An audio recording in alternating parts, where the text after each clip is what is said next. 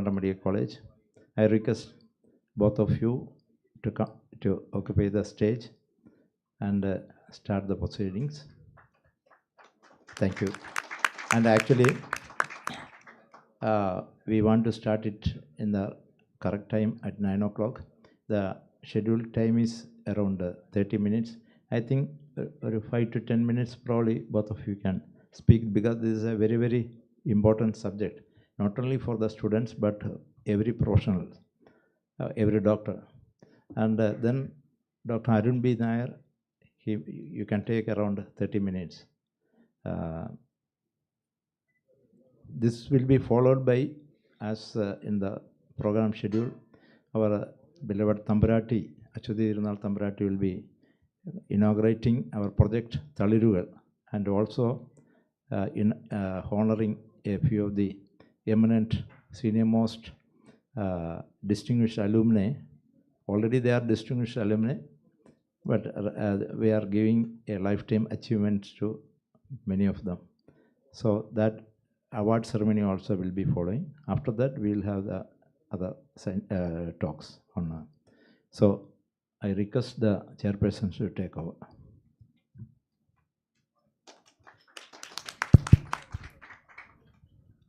Arun ingottu varande, Arun undallo. Okay. So good morning. So the topic given is work stress balance. As sir mentioned, it is very important for all of us. Recently, WHO published a World Mental Health report. So in that report, 3 areas we have to thrust. One is this workplace mental health, child mental health, and suicide prevention. So all over the world, the stress is increasing. Our coping mechanism is coming down, especially after the pandemic, COVID pandemic, depression, anxiety, all these psychological symptoms are increasing, producing a lot of disability and morbidity and even mortality. Suicides are also increased. So the topic is very relevant, and especially for we professionals working in this medical field. It's important for our young graduates, postgraduates. So Dr. Arun will present the topic. I will just introduce Dr. Arun. Actually, there is no need of introducing Arun. He is my colleague and very prominent psychiatrist in Kerala and all over India. Arun, he graduated MBBS from Toronto Medical College 1996, then took his MD Psychiatry from Calicut Medical College. He joined as Assistant Surgeon in Health Services 2008, then joined as Assistant Professor in Psychiatry, Medical College, Alappuzha, then transferred to Toronto. Currently, he is working as an Associate Professor in our department. He is also honorary consultant to Srijit in Medical Science. His many books, more than 18 books, he has published related to psychiatry, general medicine, and a lot of common issues, and conducted more than 2,000 episodes of health and social awareness program in various television channels. His face is very familiar to all of us. The mental health awareness program, he has taken it as a mission and conducted more than 100 All India Radio talks, I think 500 talks and more than 100 episodes, especially for COVID awareness program. He has published many research papers in international and national journals. He is also guest faculty for the Judicial Academy of the High Court of Kerala, IMG Trivandrum, State Institute of Health and Family Welfare. He received several awards, including yesterday the Distinguished Alumnus Award by the our Medical College Alumni Association and University and Government of Kerala. So I congratulate Arun in this special occasion. Other awards including IMA Award, then award by the Rotary, P. Keshavdev Diabetes Screen Award, Manava Seva Ratna Puraskar. So many awards and very prominent psychiatrist. So I invite Arun B. Nair to deliver his talk on work-stress balance.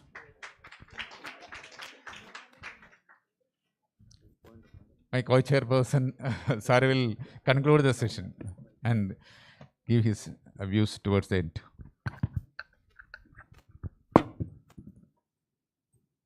Respected chairpersons, Dr. C.J. John, my respected teacher, Professor Anil Kumar TV, respected dignitaries of the dais, and my dear friends. As it was very rightly pointed out, work-stress balance happens to be an extremely relevant issue in the life of a medical professional. And the reason why I am telling this is a couple of recent studies which were published by the Indian Psychiatric Association Journal have pointed out towards significant health morbidity as well as mortality in medical professionals. The average lifespan of a medical professional in India is around 10 years less than that of the common man. The patient is surviving for at least a decade more than the treating physician. That is a reality which we have faced at this point of time. Significant mental health issues, suicides, substance use related problems, psychosomatic disorders, all these plague the life of a medical professional. So in this context, what are the things a young medical graduate or an undergraduate should be aware of when they plan their career ahead for the future? That is the topic for my talk. My sincere gratitude to the Alumni Association for giving me this great opportunity to open this August convention with a talk like this and giving a young person like me this great opportunity. My sincere gratitude.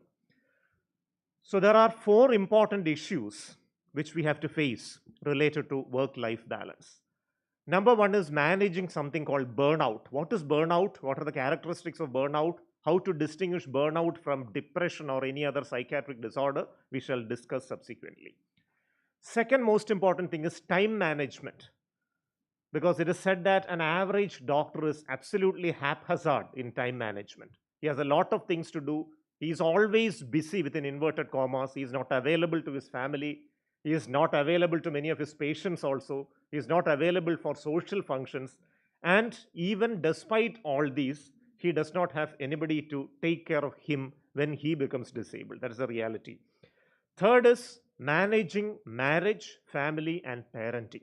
It's a very important issue because we see a lot of issues related to marital discord among doctors, quite a few family problems, and even significantly higher degree of conflict between parent and child, in which children go in deviated, unhealthy paths, get into drug addiction, and finally blame their parents who are medical professionals for not bringing them up and not showing affection during their formative years in life. And again, the 4th most important thing is when to retire from medical practice. That's a huge question because the fundamental thing is that most of the medical professionals, they are moving in a way in which the only thing they know in life is practicing medicine. They are not competent in doing so many other activities. So once you retire, what can you do in life? You're so bored. You don't have anything to do. And that boredom will take a toll on your mental health as well. So it is said as a joke that many medical professionals continue to practice till the end of their life because they are not competent in doing anything else. Whether it's a reality or not, we shall discuss. So what are the stages of the career of a medical professional? The stages of a medical professional's career starts from the days in which he is preparing for an entrance examination, the undergraduate NEET entrance examination. So as it is very rightly pointed out, just like the quota factory in North, which is breeding a lot of IIT aspirants, we have got significant factories in different parts of our state also, in which a lot of people put in a lot of effort, spend a lot of time, spend 1 year or more than 1 year exclusively for preparing and training for the UG NEET entrance examination. Probably that is the time from which the life of a medical professional or a medical student changes because you are cut off from many of the realities of your life. You're cut off from your friends, you're cut off from your family. You're supposed to work, work, and work dedicatedly. Another joke which is usually told is that right from the time you are in the 10th standard, your parents will continuously tell you about milestones in your life. When you reach 10th standard, parents will tell that this is the most important milestone in your life. Once you pass this, life will be wonderful. And once you get into higher secondary, the same story repeats. Till now, life was absolute joy for you. This is the biggest milestone in your life. These 2 years, if you perform well, then life will be absolutely blissful. And if you're lucky enough to crack the medical entrance in the first attempt itself, it's okay for you. But if you have to spend 1 year or more than 1 year in training again in these kind of factories, then comes the next statement. You know, the life till this was absolute enjoyment for you. This 1 year is going to be the real stressor in your life. If you work hard, if you put in earnest effort right now, you will be doing extremely well in your life. So again, once you come to a medical college, what is the situation? Once you come and sit in this auditorium or any other lecture hall, the teachers here, the professors here will tell you that, see, you are part of a noble profession. This first year in your life is very important. This is the biggest milestone of your life. So like that, milestones will keep on coming again and again. I can say that the life of a medical student or a medical professional is an endless array of milestones coming one after the other, and these milestones continue till you reach the grave, probably. So the second phase of life is the life as a medical student. The life as a college student is supposed to be the most wonderful phase of life in anybody's lifetime. So as a student who did undergraduation in Medical College Trivandrum, I look back and have extremely fond memories about this campus. That is exactly the reason why I try to vibe well with students even now. If given a chance, I won't think twice before sitting as a student again in this campus, because I have extremely pleasant memories about my campus life.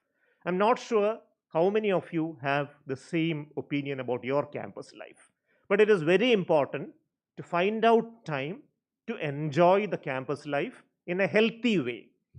Enjoyment is absolutely necessary, but it should not be an unhealthy way in which the methods of enjoyment will take a toll on your own physical and mental health. Other than that, healthy ways of entertainment and enjoyment is something which we have to look for during your time as a medical student. Then you reach internship or house surgency, probably the 1 year in which you strain a lot. You are doing night duties for continuously 24 hours, again 48 hours, if necessary, even more time. So that is a time in which you start helping human beings for the first time continuously as a professional. You learn a lot of things from your experience as a house surgeon, but of course, you know, half of the mind will be focusing on how to crack the next postgraduate NEET exam or how to get an admission to a prestigious medical school abroad. So half the mind will be there, rest of the half you'll be trying to focus on what you are doing to the patient who is under your care. Then you become a resident. A residency system in different parts of the world have got different structures and patterns, but dedicated effort is absolutely important when you're doing residency.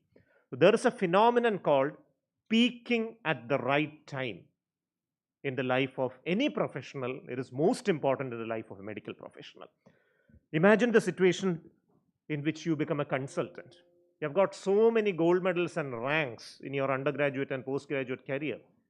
Can you sit in your consultation room displaying all these gold medals in the background when you're seeing a patient? Is it possible? Is it fair? Is it of any consequence for the patient who is coming for your attention, whether you have got gold medals or ranks or anything? So what does a patient expect from a doctor? There are only two simple things which a patient is expecting from a doctor. Number one, the doctor should behave well. The doctor's demeanor and attitude and words and expressions should be giving a calming or soothing effect to the patient. And number two, the doctor should be professionally competent to diagnose and treat the illness. These are the two things which are consequential to a patient. Whether you are the biggest scholar in the subject, whether you are revered at an academic level, whether you have got laurels, or whether you have won the Nobel Prize, it is absolutely inconsequential from a patient's point of view.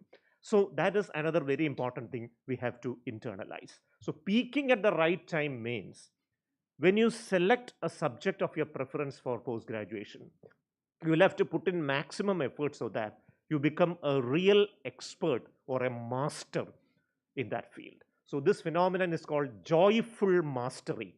You should be happy in practicing your profession. You should be perfect in the practice of your profession. And by this mastery, you should be able to deliver best results to the patient who is coming for your treatment. So that is joyful mastery for you. So after the residency phase of your life, you become a consultant. The area in which you work, you can choose depending upon your life scenarios. Certain people may prefer to work abroad. Certain people remain in India because of love for the nation or because they want to work in the institution in which they did their undergraduation or post-graduation. Some others prefer to remain in India because they have to take care of their elderly parents. This prioritization in life becomes very important when you choose where you need to practice in life. That is an extremely important thing we shall discuss later. And once you become a consultant, you establish yourself, you reach a certain pedestal in life as a professional, then comes the phase of boredom. When the activities you do become monotonously repetitive, you go to the hospital in the morning, see the same kind of patients continuously till evening, the same prescriptions, the same pattern of medicines, there is nothing challenging for you, there is no variety in your life. So that is exactly where you will have to challenge yourself, you will have to challenge your limits, you will have to discover variety in your profession, and you should try to find out happiness in your profession. So these are the stages of the career of a medical professional. So what are the important hindrances in this? Number one is burnout. And what is burnout? Burnout is a stage in which you work too hard, extremely hard, to such an extent that you no longer enjoy the process of working. You become angry, you become depressed, you have difficulty in concentrating, your mind is not where you are sitting. You may be talking to a patient, but your mind is wandering away somewhere else. So many other things are disturbing you. You are not focused on your work. You don't enjoy the process of doing work. When you become like this, the next stage is you think about methods to avoid work, how not to go to the hospital. You may take leave from the hospital, or you may not just report to the hospital at all. You may be absent from work. And even if you are physically present, you may be psychologically absent. So that is this phenomenon which is happening as a classical example of burnout. You may be physically present in the hospital, you are sitting in front of the patient, you are talking to the patient, but your mind is not at all there. You feel tired throughout the day, you are lethargic, you have lack of energy, your sleep is deprived, and you sleep during the daytime sitting in front of the patient even.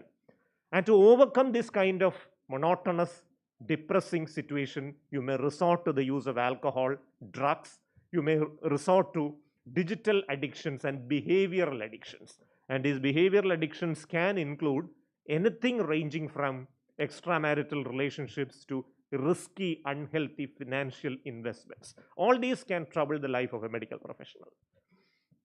How to manage burnout? Methods to manage burnout is to take care of yourself. Remember, your most important possession is yourself. It is your prime responsibility to take care of your health, to get adequate rest, to enjoy your life in such a way that you don't get bored of what you're doing as a professional. Learn to say no. That is the art of assertiveness. We talk about assertiveness to medical students right from the time they come as first year students to this college. Assertiveness is the art of saying no. If you think that you're taking up much more than you can chew, you always have the freedom to say no. You can say that I can work only up to this level. I can work only up to this time. I can take only up to this many number of patients per day. There is a stage in your career and your life where you have to put that kind of a boundary in your work. So don't develop what you call the God complex. God complex is something which was attributed to doctors during the Esther years, in which doctors used to work right from morning, even at midnight. They don't sleep. They come and attend calls in the hospital, even at God-forsaken hours in the morning. And still, after taking the night calls, they used to report at the hospital at exactly 8 a.m. in the morning. They were supposed to be gods, literally gods. But don't take yourself too seriously in that way. You're just a mortal, average human being who has the organs and disabilities of any other person in the world. So take care of yourself. Learn to say no. If you think that your working hours should be stipulated up to a certain extent, plan accordingly. If you cannot take more patients than a particular number, say so to the hospital management. And that is very important. And you should have a very fulfilling extra professional life. Some hobbies, some social activities, something which is absolutely interesting to your life. So the two gentlemen who are sitting as chairpersons here are real life examples to fulfilling extra professional life. Dr. C.J. John is a celebrated writer. He's doing a lot of social activities and interventions related to mental health. And Dr. Anil Kumar TV is a person who is always in the society, engaging with government departments, NGOs, and a whole lot of other things to transmit the knowledge and technology he has imbibed during the course of his education to the general public at large. We have got very celebrated people in the audience also who have done this very successfully. But this fulfilling life should be an extra professional life. It should not be an extra marital life. Take care of that. Again, cut the routine work time. You work for 8 hours a day for first 10 years of your career. You have become financially stable. You have identified the areas of your interest. You have developed expertise in niche areas of your specialty. You wish to pursue only those areas in future. Of course, you can afford to. You can cut short your working hours to 7 hours or 6 hours. If you have productive engagement otherwise, you can always afford to cut down your working time as you grow older in life. And most importantly, you should have a very strong support system. You should have different groups of friends. Remember, social connectivity is the most important thing which is going to support you and help you when you are in a crisis. I tell to medical students that there should be at least 5 different groups of friends around you. You should have some friends in college. You should have some friends among your school classmates with whom you are in contact through the social media. You should have a handful of friends among your neighbors, a couple of friends among your relatives, and maybe a few friends who you come across when you go for some extracurricular or cultural competitions like that. So these different groups of friends who are not essentially interrelated should be there around you. The reason why you should have these is whenever you come across a crisis in life, these great friends can provide emotional support to you.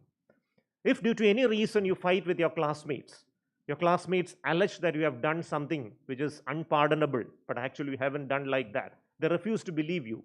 If you don't have any other groups of friends, you'll be brooding over this event after reaching home. You'll be thinking, is it my fault or is it their fault? If you think that it is your fault, you will feel like killing yourself. If you think that it is their fault, you will feel like murdering them.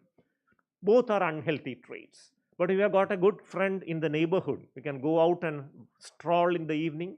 You meet this great friend of yours. You have a chat for 5 minutes. Your mind is absolutely relieved. You realize that even though my classmates, my colleagues in my college don't want me, there are other people who regard me positively. There is a meaning in my life, and there are people who support me. This realization is extremely important. So select your friends properly, connect with them, and even after you grow old, once you become a professional, we have got certain batches in Trivandrum Medical College itself, especially the 1965 batch, the batch of late Professor Joy Philip. They used to meet once in 3 months very regularly after they had established. Once in 2 months very regularly. That is something which I learned from many of my teachers who are part of that batch. And what is the advantage of meeting your old friends once you become a professional? Once you become a professional, once you are respected by the society, you develop a strange sense of ego, arrogance, and haughtiness. You take yourself too seriously. You feel that you are a celebrity. You are a very important person who has got control over the life of others. But if you meet with your own batchmates who used to see you as, incompetent or very naive individuals in college. എടാബോടാ വിളിക്കുന്ന തരത്തിലുള്ള ആ ഒരു ബന്ധം ഉള്ള ആൾക്കാരെ ഒന്ന് കാണുമ്പോൾ നിങ്ങളുടെ ഈ ആകാശമുട്ട ഉയരുന്ന ഈഗോ ഒന്ന് കുറയാൻ അത് സഹായകമായേക്കും. Because you think that you are a celebrity, but next day you go and meet your batchmates, they don't respect you at all. They'll call you by the nickname. And you can realize that this is life, this is another phase of life. You need not take yourself too seriously. That keeps you grounded. That is one exercise which you can practice even after you pass out. Exercise, that is another important aspect which the doctors are very much lacking. It is very difficult for doctors to find out time for exercising. That is what many consultants tell me. You can always find out a time for exercising if you have the will to do so. For example, as much as possible, I try to walk to this college and go back from this college walking whenever there is an opportunity. That is my way of exercising. There are other people who have set their own gymnasiums in their home and they work out regularly. So whatever be your pattern of exercise, dedicate at least 30 minutes to 45 minutes per day for physical activity. This exercise, preferably it should be with exposure to sunlight. It can give a lot of advantages. It can increase the level of dopamine in your brain, which will improve your concentration. It can increase the level of endorphins in the brain, giving you a sense of well-being and happiness. It can increase the blood flow to the brain, making you energetic. And it can increase vitamin D in your bloodstream, making you much better as a healthy person. Time management is another very important thing. Time is the most precious commodity at your disposal. It is the most important resource in your life, and it is something which is not storable. We cannot save the time and use it later, because something which you have to do as a young person has to be done at this stage of life. You cannot do that 20 years later once you become a middle-aged person. So what's the difference between being busy and being efficient? So there are two terminologies, effectiveness and efficiency. Effectiveness means doing things correctly, and efficiency means doing the right things correctly. So prioritize what you are supposed to do, fix your priorities and allot time for each one of that. You are supposed to manage crisis situations, medical emergencies, preparations for exams, deadline-driven projects, and pressing matters. These are the things which should be given utmost priority in your life. You should focus on certain other things: preparation related to your work, planning for the next day, preventing crisis situations. Maybe spending a couple of minutes with the bystander of a patient can prevent or abort a crisis in your professional life. You may be busy running for something else when a bystander is coming and asking an important doubt about the patient. You may not have the time for that. You may run and show that you are busy in front of the person. If, God forbid, anything bad happens to the patient, this bystander is very likely to take you to task. So spending a couple of minutes there and explaining to the bystander the reality of the patient's life is something which can save your life. It can abort a crisis in your life. So these things need to be prioritized. Clarification of values, building of relationships, exercise, and spending time for recreation, all these are extremely important in your life. There are certain things to be avoided. Interruptions. When you're practicing as a professional, when you're seeing a patient, attending inconsequential calls, continuously looking at the monitor of your mobile, chatting in social media, these are certain things which should be avoided. Absolute dedication to the patient in front of you, that should be the rule. Even though it is very practically difficult, as much as possible you can do. If you find it very difficult because a lot of other patients are communicating to you concurrently, you can appoint somebody else, a junior doctor or a secretary or whoever it is, to manage these social media activities, and you should remain absolutely dedicated to the patient. Don't take up too many assignments on the same day. You're supposed to see 50 patients, go and attend 3 meetings, and go to the periphery to give a couple of public talks. All these cannot be jam-packed into your schedule. It is very unhealthy. So prioritize what is most important and select only what needs to be done. And there are certain things which can be called as time wasters in your life. Spending too much time on mobile phone, especially arguments in social media, which may relate to political, religious, spiritual matters. There may be questions which don't have an absolutely scientific answer, but you are fighting with somebody in the social media for something you are very convinced about, but you are unable to convince the other person. This argument goes on endlessly till late at night. It spoils your sleep. It ruins the quality of your life. So when to withdraw from social media debates, that's a very important skill which we should master. Next, most important phase in life, marriage. A professional, a doctor who is a workaholic, perfectionist, and a compulsive person is likely to be an extremely poor spouse, because he will not have any time for the spouse, but he'll find time to criticize the spouse, make fun of the spouse, and pressurize the spouse. And these are certain situations which can predispose to infidelity. When a person is very dissatisfied in his marriage, they'll stray in marriage, they'll go to other relationships. Boredom, financial issues, and career crisis are certain other things which affect the life and quality of life.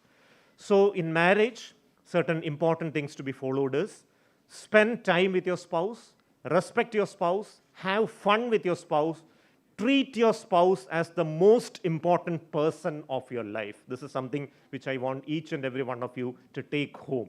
Treat your spouse as the most important person of your life, because a loved spouse, a spouse who is receiving the affection of the partner, is likely to be a loving spouse.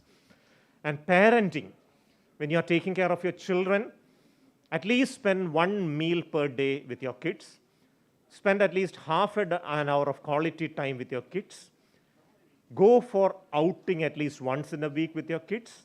Go for a holiday for a few days. Take a break from your profession at least once in a year. And you should ensure that your children should meet significant people in your family, the grandparents, the relatives. Ensure that they go for social functions and family functions. They are connected within the family and to others. And kids should also develop the habit of honoring family traditions. I come to the last part of my presentation. When should you retire from your profession? There are certain things to be taken into consideration. Number one, your health. If you feel that your health is failing, it's time to retire. Number two, what would you do after retirement? If you think that you have got significant other things to do after your retirement, like hobbies or any other engagements which gives you happiness, then you can retire. If you are financially sound, definitely it's time for retirement. So whether you plan to stay with your children or not, that is another very important priority, because these days the children may not be very interested in focusing on you. The focus is always on the next generation. So whether you want to burden your children or not is a very important thing to be taken. And how to plan the management of your own health problems, whether you have taken a health insurance, whether you have got the sufficient support system to take care of your health problems, that is also a very important thing. So I'll wind up my talk with the 10 commandments for work-life balance of a doctor. Number one, you shall not expect someone else to reduce your stress. You should be responsible for reducing your stress. You should not resist change. Change is something which is absolutely permanent. Changes happen, adapt to change. Changes in technology, changes in values, changes in traditions, changes in relationships. You should not take yourself in vain. Don't neglect yourself. Take care of your health. Take care of your mental health. Remember what is most important for you and prioritize things accordingly. Understand your limitations and honor your limitations. Don't work alone. Be connected. Connect with other people and work as a team. And you should not kill others, and you should not kill yourself. If you feel that you are stressed, seek professional help. You should not work too hard, but work smarter. Improve the efficiency of your work, deliver maximum in the limited period of time that is available. Find joy and mastery in your work and peak at the right time. And a doctor, a medical professional, should be a lifelong learner. The learning process, which starts right from the first day of medical school, should continue till the last day of your life. My sincere gratitude to the organizers again. Thank you very much. Thank you, Dr. Arun B. Nair. That is an excellent presentation, very thought-provoking, and I suppose everybody will take the message he was trying to convey. Once a patient asked me, will you be able to see me on a Sunday? I said, it is very difficult because then he again repeated. Then I told him, will you kindly find a good psychiatrist and tell his name? He was taken aback. I said, if I start seeing people on Sunday, I will have to arrange a psychiatrist for my wife. So please suggest a psychiatrist. And he understood. Sir, I understand. I think you also should need family life, family time. And that's probably one of the key issues in work-life balance. Well, when the youngsters start practicing, you will have to choke out what is the priority in your life. Earn lot of money, earn lot of fame, or earn the satisfaction and joy of practice without losing your peace of mind and without losing your well-being. That's very important. You will have to prioritize. If you are running for a lot of money, you are running for a lot of fame, probably you will have to compromise on so many other things. Another important thing doctors neglect, which probably I did not emphasize, is that doctors do not take care of their health properly. We have had our own colleagues who were detected to have cardiac illness for the first time when they had chest pain, not bothering for any checkups, even a BP checkup. So that's also important to avoid stress. I think doctors have to take care of their health. Another important thing that may corrupt your well-being is midlife crisis. Doctors are known for midlife crisis. Joy Phillips sir, there is a regular meet. One of the problems, side effects of this meeting is that some doctors have a nasty business to sort of compare our own achievements with somebody's achievement. We can only be what we are. So avoid midlife crisis by comparing.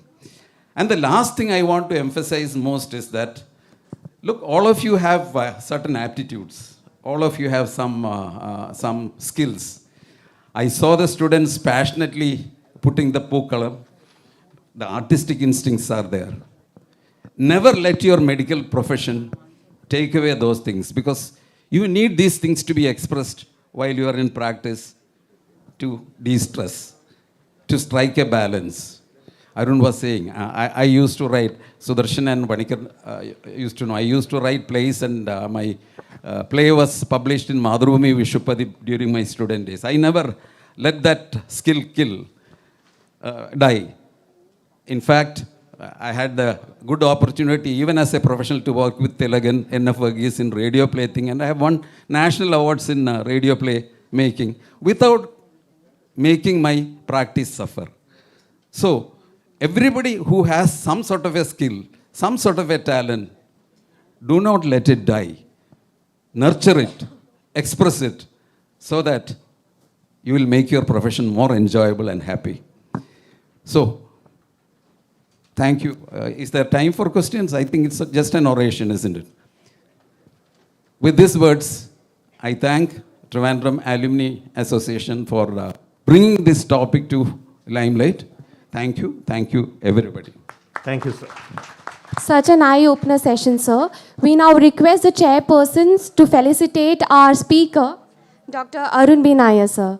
Sir, please be on stage.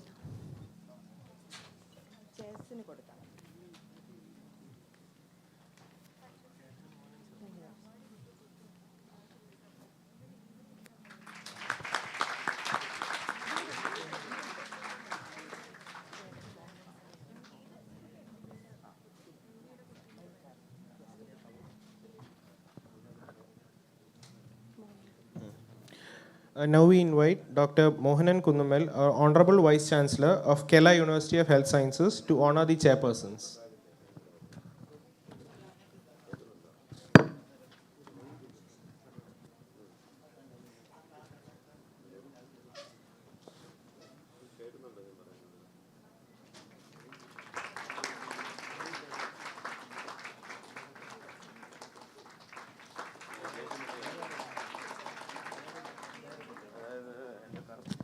Thank you, sir.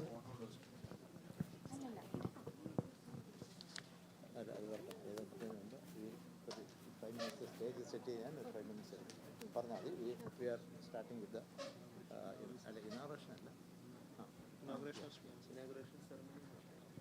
The inauguration ceremony of Students and Young Doctors Conclave and Talirugal is going to commence in few minutes.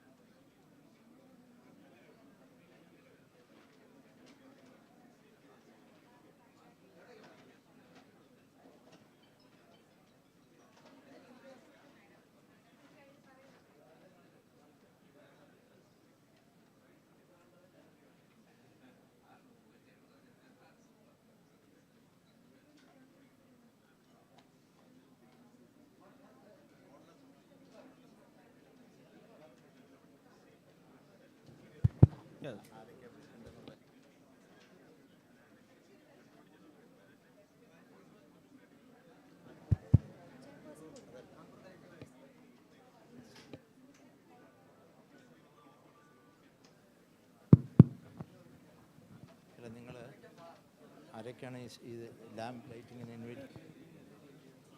അല്ലല്ല, ആദ്യം last ആയിരിക്കും princess. തിരിച്ചു വേണം. അല്ല, സ്പീച്ചല്ലേ, ലൈറ്റിങ്ങിനും. നമ്മളാരും ഇല്ല. അത് തന്നെ, അത് പ്രിൻസസിനെ അല്ല ആദ്യം ഇങ്ങോട്ട് വിളിക്കേണ്ടത്. ആദ്യം യെസ്, MKC. പിന്നെ എന്നെ വിളിക്കണം, ഗിരിജയെ വിളിക്കണം, ഡോക്ടർ ഗിരിജ വിളിക്കും.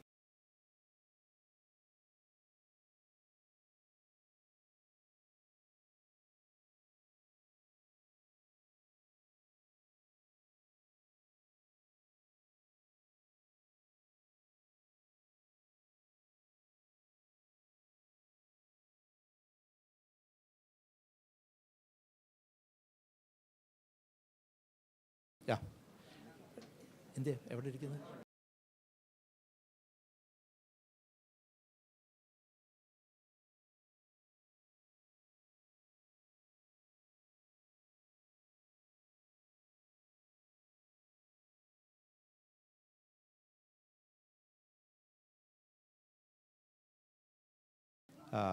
Talirugal, as well as the conclave for the student medicos and junior doctors and award ceremony.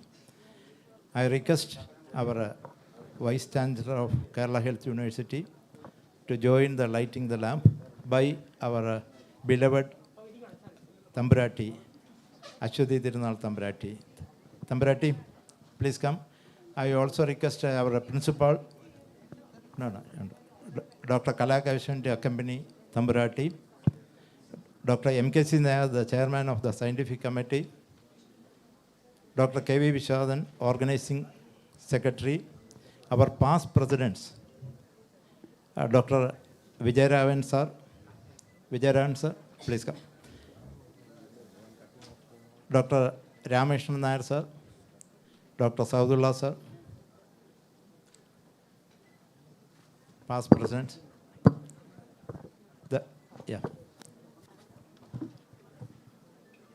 Dr. Bindu, Superintendent of SIT Hospital. Welcome. Dr. M.B. Pilla sir. Yeah, for that. Please, welcome. Yes, yes. So, we request Ambarati to light the lamp and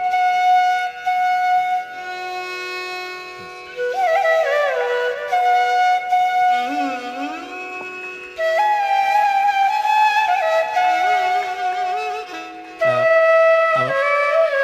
yes, our Vice Chancellor, Honorable, yes. Vice Chancellor Dr. Mohanan.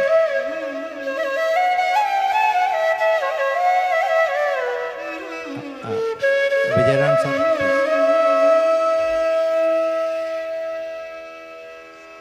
Rameshan sir.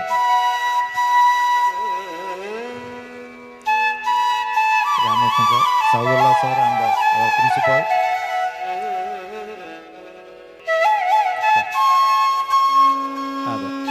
MKC and principal together. And M.B. Pilla sir also.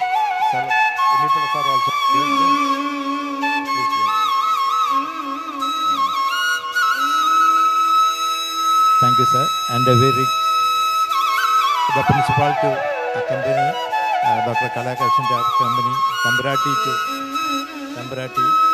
to the stage. Let me acknowledge the presence of first batch student, 1951 batch student, Leela Mani Ambrose madam. And welcome madam to the this conference. Yes.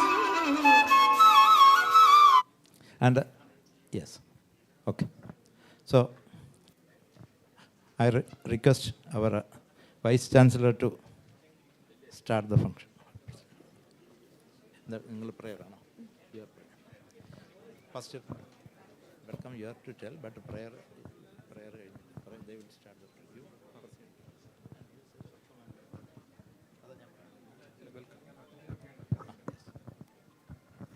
So prayer first.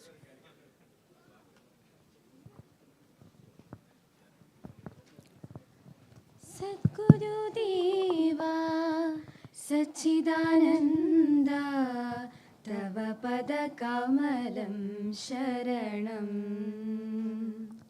Sadguru Deva Sachidananda Tava Pada Kamalam Sharanam. Jeevadayaga Hridayeshwara Nin Sannidhi Matrame Ashrayam Prabhu. Jeevadayaga Hridayeshwara Nin Sannidhi Matrame Ashrayam Prabhu. Sadguru Deva Sachidananda Tava Pada Kamalam Sharanam. Tava Pada Kamalam Sharanam. We, the students, staff and alumni of Trivandrum Medical College, are blessed to have Princess Ashwati Tirunal Gauri Lakshmi Bai, Kaudiya Palace, as our chief guest for the inaugural event.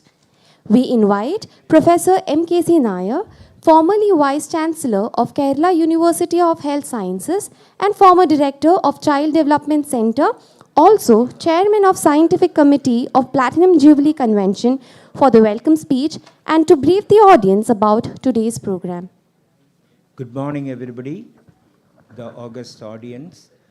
First of all, let me welcome all of you here, alumni, faculty, postgraduates, students, and friends. It's my great pleasure to welcome Ashwati Tirunal, Princess Ashwati Tirunal Gauri Lakshmi Bai, the senior most member of the Royal Palace of Travancore. She is a prolific writer, a poetess, and much more than that, a very, very humble human being. My relation with her, probably I know together for last 30, 40 years now. And always humble, bending, saying, no, never, always smiling, never angry in her whole life. We are also fortunate to have a guest of honor, Professor Mohan Kunnumal, who is a man with a vision for KUHS, a very quiet, energetic person, and his greatest success was conducting the examination timely during the COVID pandemic. And I think we are proud of you, sir, for the university. Okay. We have, along with the other guests are there, so we will welcome each one of you, including the guests from abroad, M.E. sir. We have all the dignitaries sitting here. So I will take only 2 minutes, so I am stopping now. Okay. Announce next. Next, we have the keynote address. For this, we invite Professor Mohan Kunnumal, our Honorable Vice Chancellor of Kerala University of Health Sciences, to deliver the keynote address.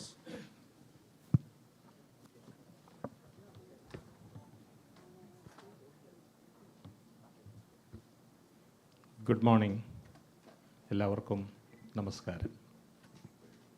ഇന്നത്തെ നമ്മുടെ മുഖ്യ അതിഥി princess Aswathy തിരുനാൾ ഗൗരി ലക്ഷ്മിബായി അവർകളെ, എൻ്റെ മുൻഗാമി Kerala university of health sciences vice chancellor doctor M.K.C. Nair, ബഹുമാന്യയായ principal doctor Kalakesavan, എൻ്റെ മുന്നിലിരിക്കുന്ന ഏറ്റവും ബഹുമാന്യരായ തിരുവനന്തപുരം മെഡിക്കൽ കോളേജിൻ്റെ ഏറ്റവും പ്രിയങ്കരായ ബഹുമാന്യരെ, എൻ്റെ ഏറ്റവും പ്രിയപ്പെട്ട വിദ്യാർത്ഥിനികളെ, അതിമനോഹരമായ ഒരു നിമിഷത്തിലാണ് ഞാനിവിടെ നിൽക്കുന്നത്.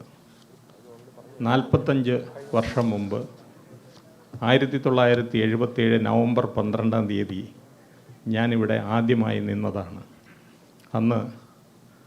അന്നത്തെ പ്രിൻസിപ്പൽ പ്രൊഫസർ മാധവൻകുട്ടി സാറ് പറഞ്ഞ ഒരു ഓത്ത് ഞങ്ങളെല്ലാവരും ഇവിടെ നിന്ന് ഏറ്റു ചൊല്ലിയതാണ്. ഇന്ന് ഈ 45 വർഷത്തിന് ശേഷം എൻ്റെ ഈ കോളേജ് 70-ാം വർഷം ആഘോഷിക്കുന്ന ഈ മുഹൂർത്തത്തിൽ കേരളത്തിലെ 320 ഹെൽത്ത് പ്രൊഫഷണൽ കോളേജുകളുടെ 30 മെഡിക്കൽ കോളേജുകളുടെ ഈ തിരുവനന്തപുരം മെഡിക്കൽ കോളേജിൻ്റെയും കൂടി വൈസ് ചാൻസലറായിട്ട് എനിക്കിവിടെ നിൽക്കാൻ കഴിഞ്ഞത് ഈ കോളേജിൻ്റെ കഴിവാണ്. ഈ കോളേജ് ആണ് എന്നെ ഈ നിലയിലെത്തിച്ചത്. അതിന് എൻ്റെ അധ്യാപകരായ പ്രൊഫസർ ലീലാമണി അംബ്രോസ് അടക്കം പ്രൊഫസർ വിജയരാഘവൻ സാർ അടക്കമുള്ള ആളുകൾ ഇവിടെയുണ്ട്. ഞാൻ അവരുടെയൊക്കെ പാദത്തിൽ സ്പർശിക്കുകയാണ്. എല്ലാവരോടും എൻ്റെ വിനീതമായ നന്ദി പറഞ്ഞാൽ മതിയാവില്ലെങ്കിലും ഞാനിവിടെ പറയുകയാണ്. ഇന്ത്യ സ്വാതന്ത്ര്യം നേടിയ അന്ന് ഇന്ത്യയിൽ ആകെ ഉണ്ടായിരുന്ന ഡോക്ടർമാർ 50,000 ഇന്ന് നമുക്ക് കണക്കറിയാമോ? ഇന്ന് ഇന്ത്യയിൽ ഓരോ വർഷവും 90,000 ഡോക്ടർമാരെയാണ് നമ്മൾ സൃഷ്ടിക്കുന്നത്. കേരള യൂണിവേഴ്സിറ്റി ഓഫ് ഹെൽത്ത് സയൻസിൻ്റെ കീഴിൽ മാത്രം 30 മെഡിക്കൽ കോളേജുണ്ട്. 4,000 വിദ്യാർത്ഥികൾ ഓരോ വർഷവും പുറത്തിറങ്ങുന്നു. പക്ഷേ കണക്കുകൾ പറയുന്നത് ഇവരൊന്നും പോരാ എന്നാണ്.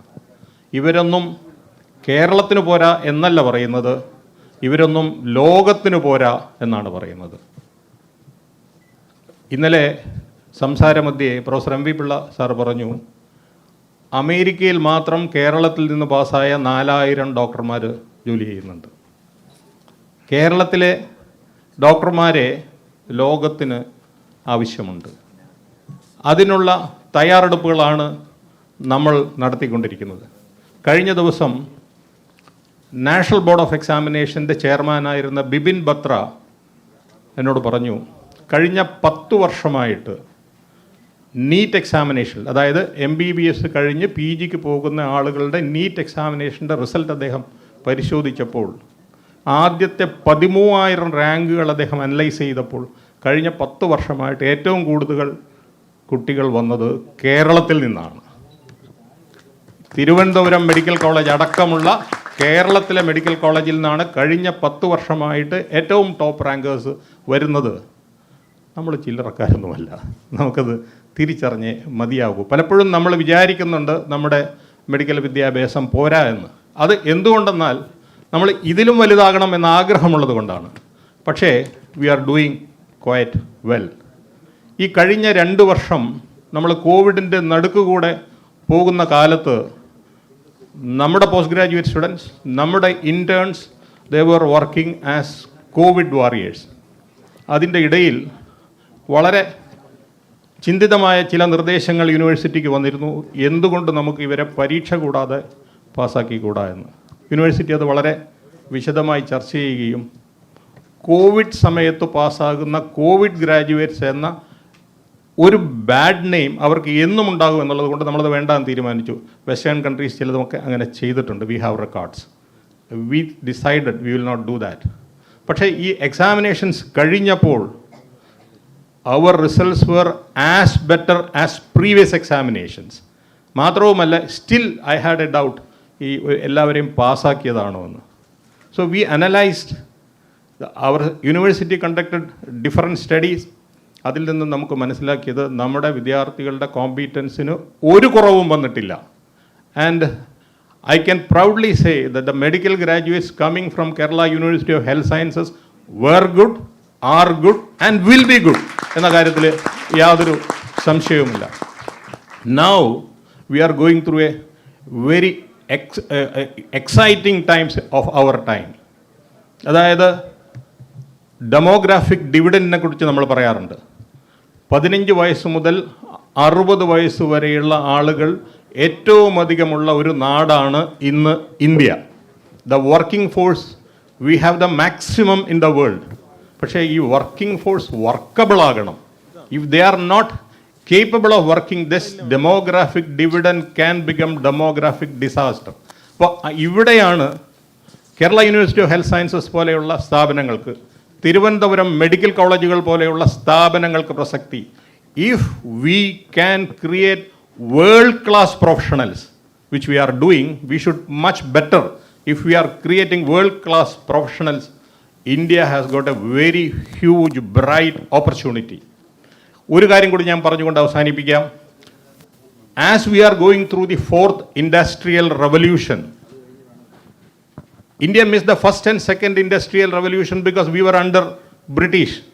But then suddenly we jumped into the 3rd industrial revolution, which was computer revolution, and we topped.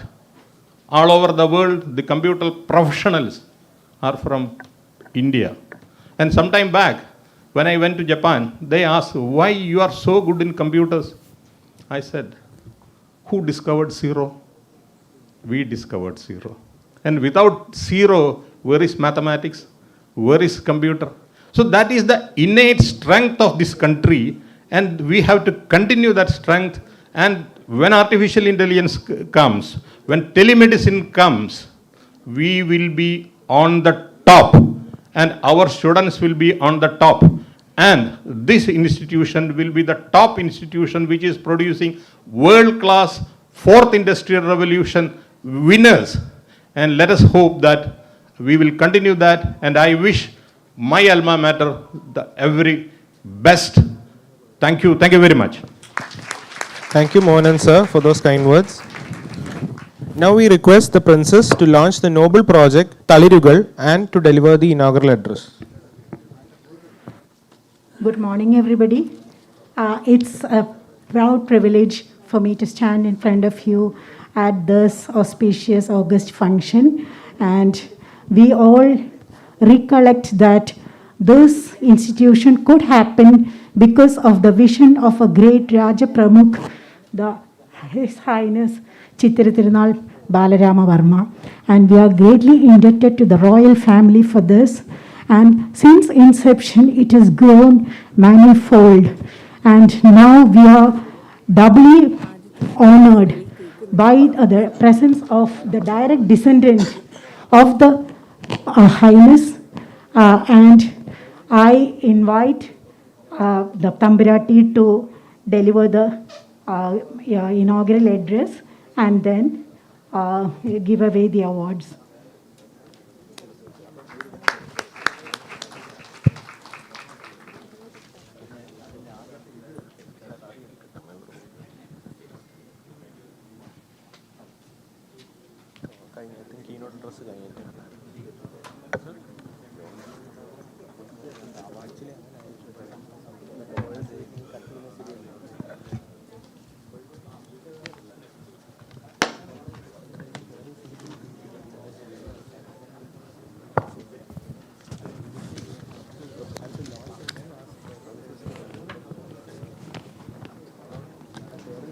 Ishvaro Rakshadu. Dignitaries on and off the dais, family of the medical college, past, present and future, a good day to all of you. I crave your indulgence in not addressing each person by name because as possibly catabolism increases, the tendency to sometimes slip upon names comes, and I may mention one person, not mention the other person, call somebody wrong. So I preferred not to expose myself to such ridicule. Today is a very special day in the life of the medical college. And you are going to, the doctors are going to launch the Thalir project, which is really wonderful. I think the project is already on, or we are going to launch it now? So the Thalir project is going to come into fruition. It is a wonderful idea, a wonderful thought process, and I hope that it will operate the way it should, and that you would be able to help more and more people. In your profession, as doctors, you would perhaps be the people who are most exposed to the frailties of human life, to the sorrows and sobs and sighs of living and dying, the trauma and travail which accompanies ill health, along with escalating medical charges, depreciating income, especially from interest banks and things like that. How do you manage? It is terrible. And if you are able to help at least some people, it is impossible to help everybody, or to help everybody, even one person fully may be impossible. But if you are able to wipe away a tear, make it a little more possible to face the challenge of quality life along with quantity life, you're making that possible. In fact, the greatest punyam is paropakaram. As it is said, Ashtadasha Puranathil Vyasan chonnadu randutan Paropakarame punyam papame parapidanam. So here the Thalir is all set for Paropakaram, Parane Upagarikya. That is a wonderful thing, and I take it as a great privilege to launch the same.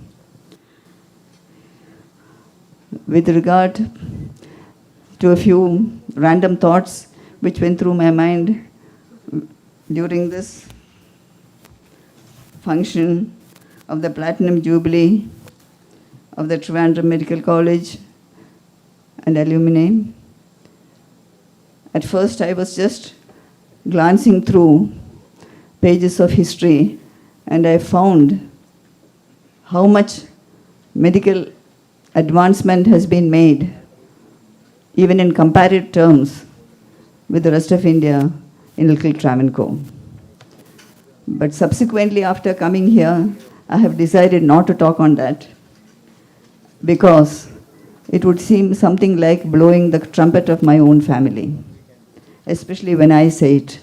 Even starting from the time of Rani Gauri Lakshmi Bai in the 1800s, who was a regent to Maharaja Swati Tirunal, when her family, when the royal family was the first to take smallpox inoculation and lead the state to do it.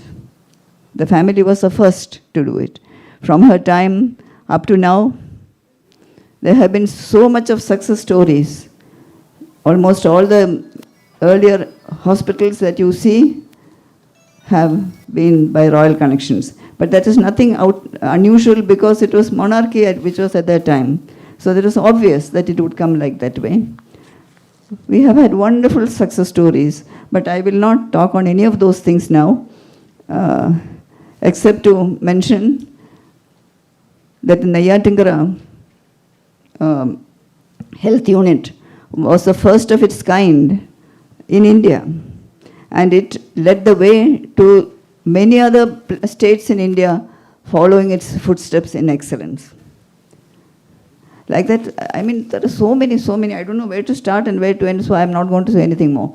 Now, but in the time of, this is just for common interest, especially among the younger student population, that is in the time of Maharaja Swadhinal's younger brother Uttarandirunal, Maharaja Uttarandirunal, when he was the Ilayaraja, he was very much interested in allopathy, in English medicine.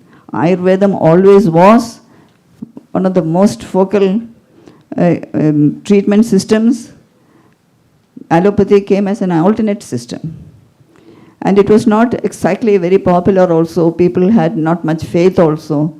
But he was very much interested. And with the guidance of Dr. Brown, an Englishman, English doctor, he had set up a dispensary within the Velyakottaram Palace compound.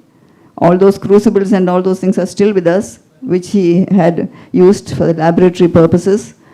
And he also learned how to give injections. And he used to himself give injections to the Nambudiri Brahmins who came for the Lakshadipam Morajabam of the Padmanabha Swami temple, who totally refused to be treated by anybody in the, what they call the Vellakaranda medicine. But when Maharaja said, shall I do it with my own? They said, yes, you may.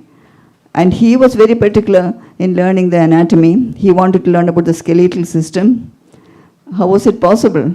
It was impossible to touch a skeleton. So he had a skeleton made in ivory, full-size skeleton, and he learned about the bones and the skeletal parts and all that from that. And that particular ivory skeleton, I'm sure many of the senior doctors here would know, but maybe there are many of you who don't know. If you don't know, if you have the time and the inclination, the attitude or aptitude, please go to the Natural History Museum within the zoo complex. There on the ground floor, in a huge glass case, this ivory skeleton is there, even today. And he learned on that. This just as a passing interest. But before I proceed, though Dr. MKC said never mind, but I think I have to make a slight correction. I am not the senior most member. I may look the senior most, but I am not the senior most member of my family. My elder sister is definitely senior to me. As I heard him say, I heard a sound, a thum. I found it was my heart falling out. But then the consolation immediately was that Dr. Vijayaraghavan is here. He will put it back in place. Then I thought, now, even MKC, who knows me so well, thinks I am older than my sister. Not he. Many people have thought that way. Not just he. He doesn't have that monopoly status. But then came an alternate. There is Dr. Ramakrishnan sitting right here. Plastic surgeon. There must be many other plastic surgeons, but the one I know from childhood, he used to come for parties in a Balyam. You used to come and we used to run about and play for our parties and all. His father, Keshwanaran, were very much well known to the family. So, and he is an expert plastic surgeon. So maybe he will help me to look younger.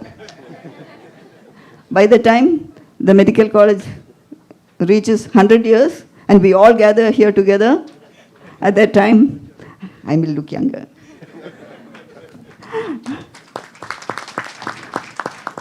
So anyway, that is that. I hope very much that this wonderful college and its hospital will grow up in heights. And I have a request to make to you. Maybe the students may not be in a position to do that, but there are so many seniors here and people who are not exactly working here, but who are very much part of the place. Whether you could do something to help to keep your equipments in order. I will give you two examples. I don't know whether I am talking out of turn. It's always better to talk nicely and very softly and sweetly, like our Dr. Medalsami Chitra. He has taught us how to talk softly and sweetly. But however, I remember many years ago in the medical college, they needed a specialized kidney table. Don't ask me for what. But though we pretend we are doctors without degrees, certain things we don't really know. Many things we don't know. But this kidney table was donated by Maharaja Chitra Tirunal from our palace trust. And it arrived in the medical college. We do not know what happened to it. One day, Sri Karnagaran, who was the chief minister at that time, happened to visit that place, and he found an unusual type of structure which looked like a table, on which the tiffin carriers were sitting, umbrellas were put there, one baby was sitting there playing, banging on it and all that. So because it was unusual, he asked, "What is this?" Dead silence. He asked again, "What is this?" They said, "Oh, it's a kidney table." "Oh, kidney table. What is it doing here?" "Oh, it's a very specialized table." "Oh, good. But then what is it doing here?"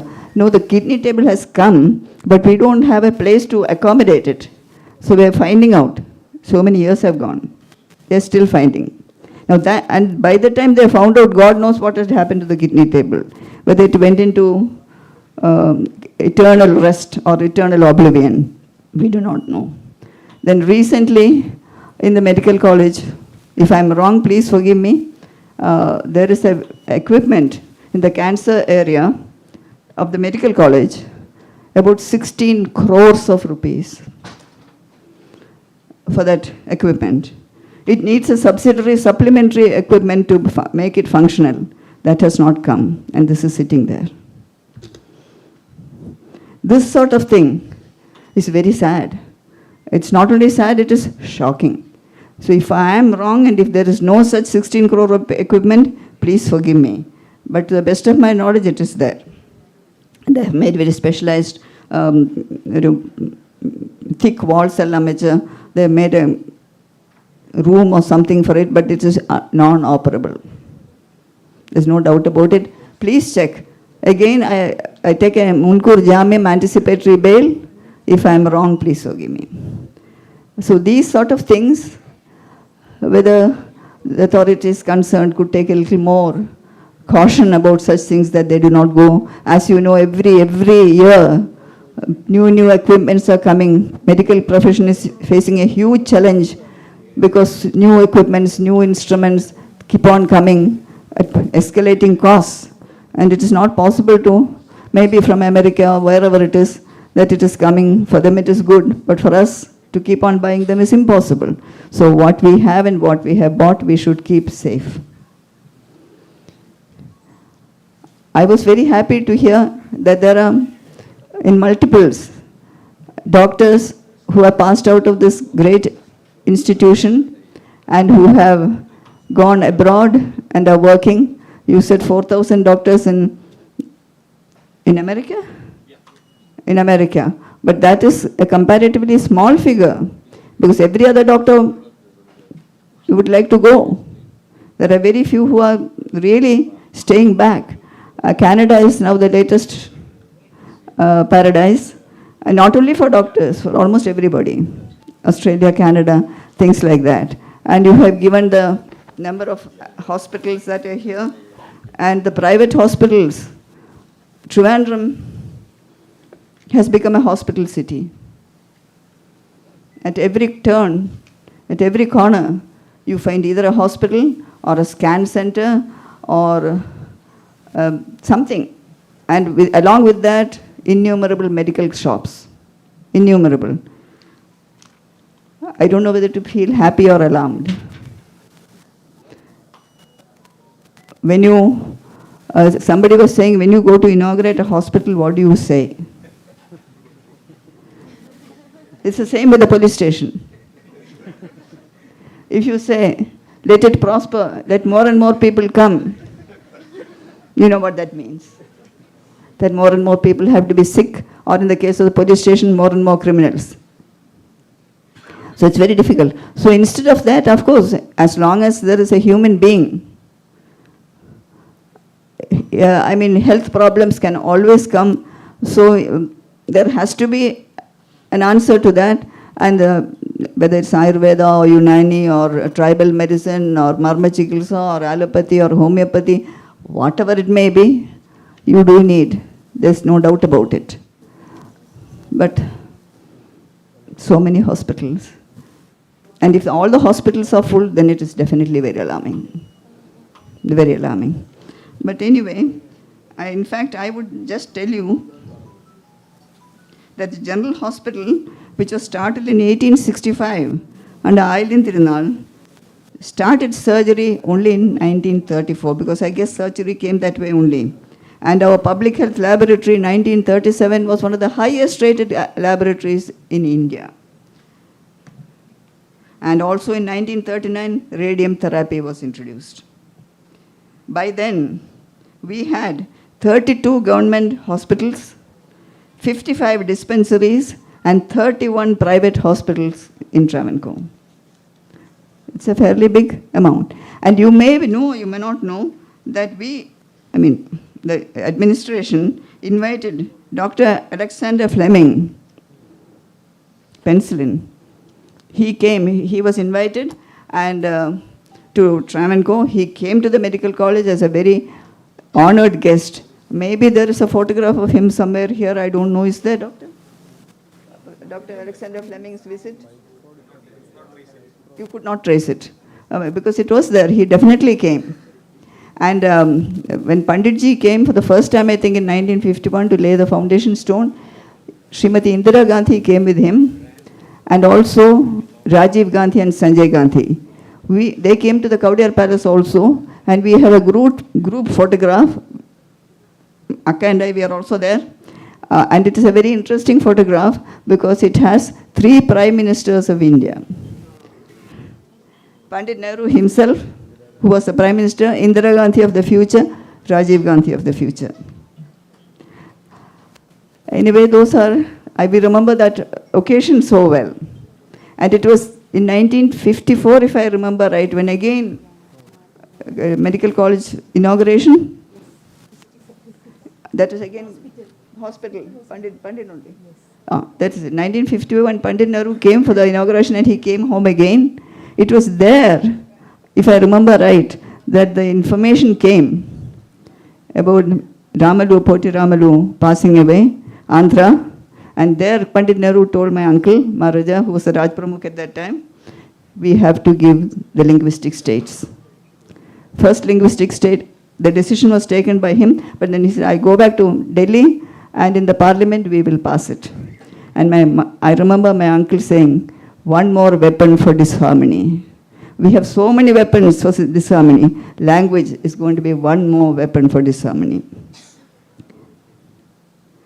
SAT Hospital, which is the nucleus, I think, of this entire medical college block, was in expansion, Sri Avittam Tirunal Hospital.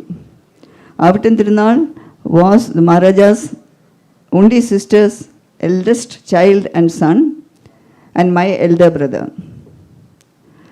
He passed away at the age of 6. He had some cardiac problem, and he passed away at the age of 6. And this SAT hospital was established, was by our family, out of the family's funds, not government funds, for children. But as the years went by, its characters started changing, and like the Arabi and Ottagam Katha, the Arabi was out and Ottagam was in. Because what was started as a children's hospital became a women and children's hospital, and then became more women than children, and the argument was that if there is no woman, there is no child. Well, that's an unbeatable argument anyway.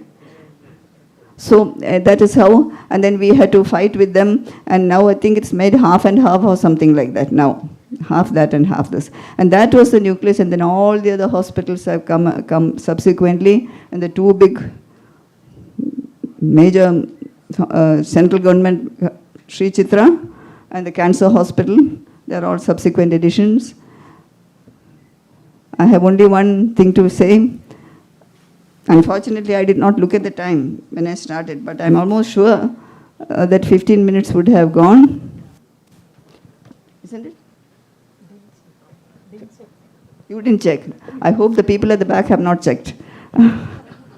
But anyway, not to worry. I'm stopping now. I'm very, very happy to be here. So many of the doctors present here, more on the senior side, I know very well. And this is supposed to be known as God's own country. Pauranically, yes, it was. Practically today, I leave it to you to decide whether it is God's own country or not. It is your own individual decisions. But the parent of that very famous slogan, God's own country, it's everywhere. It is everywhere. The parent of that slogan is also here, Jayagumar. Why don't you stand up? Let them see you.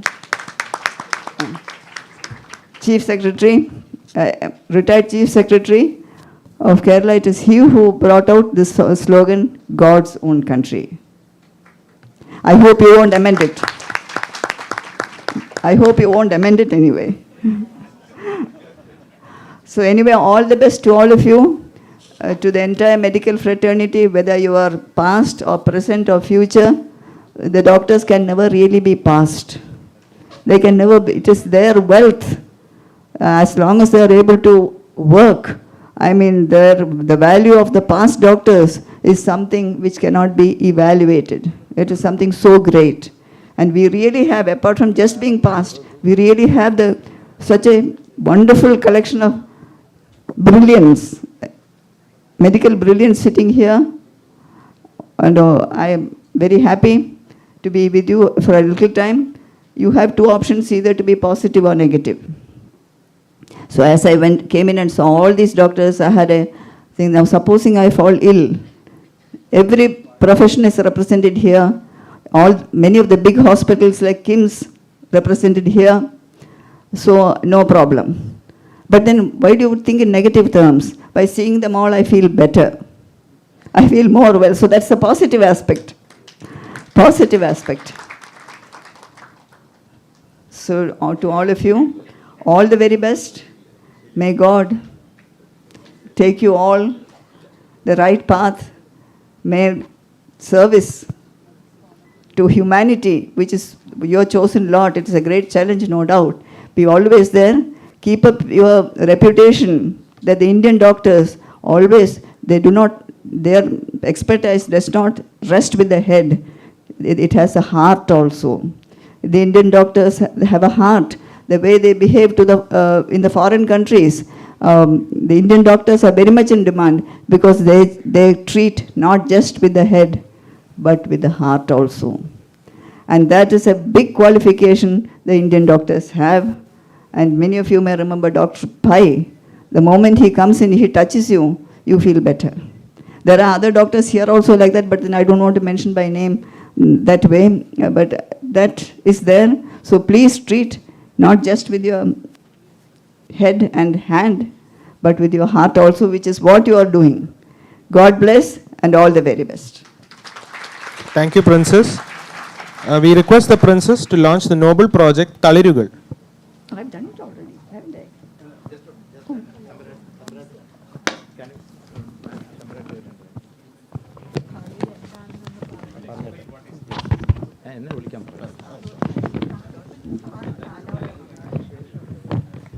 Dear friends and Thambrati, actually we wanted Thambrati to inaugurate the first meeting of our 70th anniversary just because the history our Thambrati has elaborated.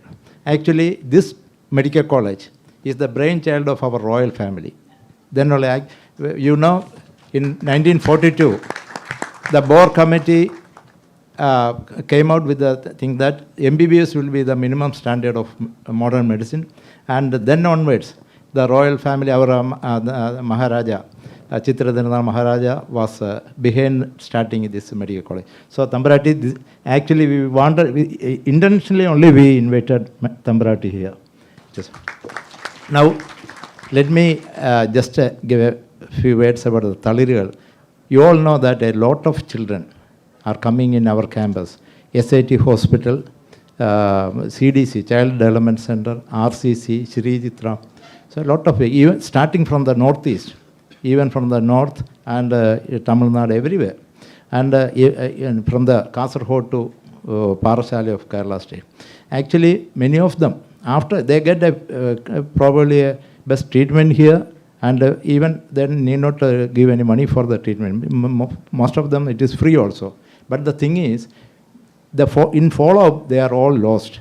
Basically because they don't have the money to come here, stay here and go back. So that is a lot of our own colleagues has suggested that we should have something to start, a project start in the 70th anniversary of this Trivandrum Medical College. That is why that Alumni Association has taken the initiative, but it is not belonging to the Alumni Association. I hope that Trivandrum citizens will take up this project as their own, and we should continue. What we planning is, one, those who are right now, those who are going out of this hospital with the chronic illness, they will be properly followed up on teleconsultation and give proper advice. That is one thing. Number two, in case they have a financial difficulty for a further treatment, some of us will try to help it by monetarily also. This is a basic project. And the project, the chairman is Dr. K. Elizabeth, our former head of Department of Pediatrics. And the secretary is Dr. Riaz. He is also presently the Associate Professor in Pediatrics and RM of SIT Hospital. Here we have Dr. Bindu, the Superintendent of SIT Hospital also is here. And this support will be to all the institutions in the campus, and we hope that in future, probably we can spread this to all the children in Kerala, not only to Kerala, even to all over India. Probably we can support it from Trivandrum itself.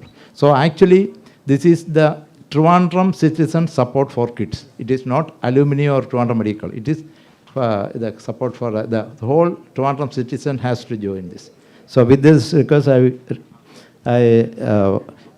invite the Superintendent of SIT Hospital, Dr. Bindu,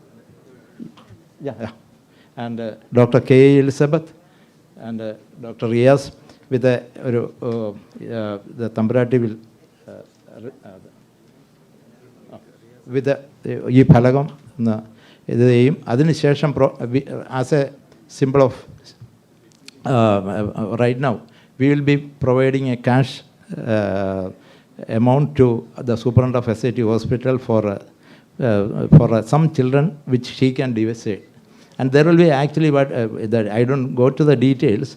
Probably you will be informed how it will be working and all these things. So I request the Thamburati to, I am coming, Thamburati to launch this project. Thank you.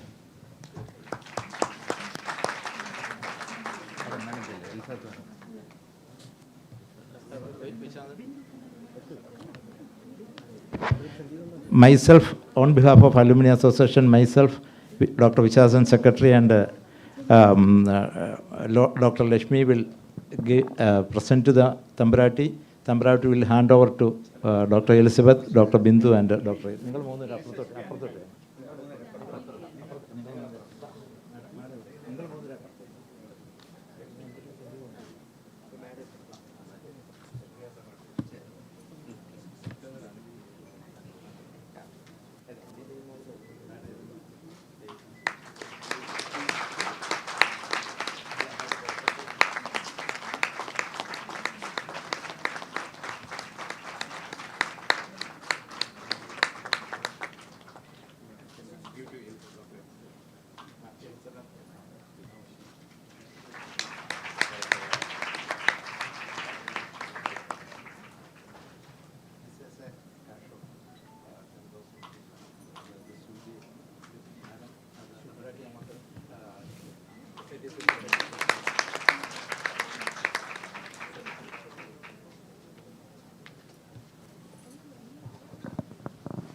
Thank you very much. And there is a short award ceremony also. Our senior most doctors and some eminent doctors are honored and felicitated right now by the Thamburati. Please.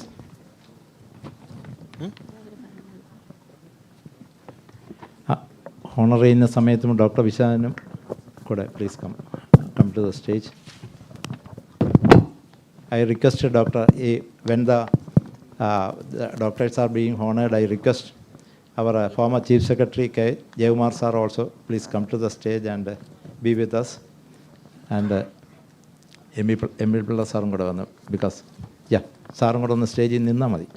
And stage, your presence is, yeah. And അത് കഴിഞ്ഞിട്ട് actually പേര് വിളിക്കാൻ അവർ വന്നുള്ളൂ. And the thing is നിങ്ങൾക്കെല്ലാം അറിയാം, അവർ beloved joyful sir, one of the very popular medical teacher, recently left us. 65 ഈ ബിലോങ്സ് ടു 1965 ബാച്ച്. 65 ബാച്ചിൻ്റെ റെപ്രസെൻറ്റേറ്റീവ് ആയിട്ട് Fasal Marikar sir is there. I request ആ സമയത്ത്, and they have formed an endowment fund in memory of Dr. Joy Philip to be given to the best PG medicine student as well as the MBBS student. That award also will be presented by the Thamburati. അതിന് തൊട്ട് മുമ്പ് ഫസിൽ മരിക്കാർ സാറും ഒരു 5 minute സംസാരിക്കാം. ഇത് ഇപ്പം after this after the other ceremonies.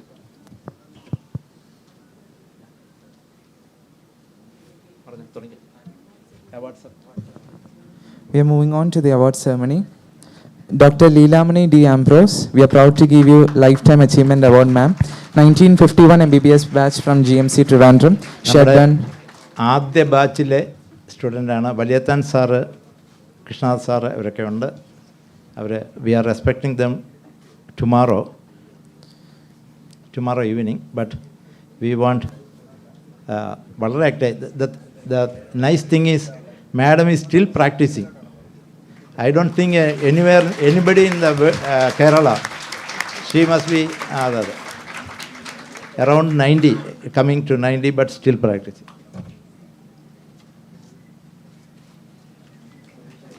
She worked as a tutor, assistant professor and associate professor, presently working as consultant physician and medical superintendent, Nirmala Hospital, Trivandrum. Thank you, ma'am. Next, we are proud to announce the Lifetime Achievement Award for Dr. Azad Moopan, Founder, Chairman and Managing Director of Aster DM Healthcare Center, did MBBS in Calicut Medical College in 1979 with gold medal, DTCD in Delhi University in 1982, MD General Medicine in Calicut Medical College in 1985 with gold medal. He started his career as lecturer in medicine and relocated to Dubai in 1987. Aster DM Healthcare Center has grown into a large healthcare organization with 679 facilities spread across 7 countries. His awards and achievements include Padma Shri Award by the Government of India for Social Service in 2011, Pravasi Bharatiya Samman by the Government of India in 2010, Visionary CEO of the Year Award at CEO Middle East Awards 2019. Thank you.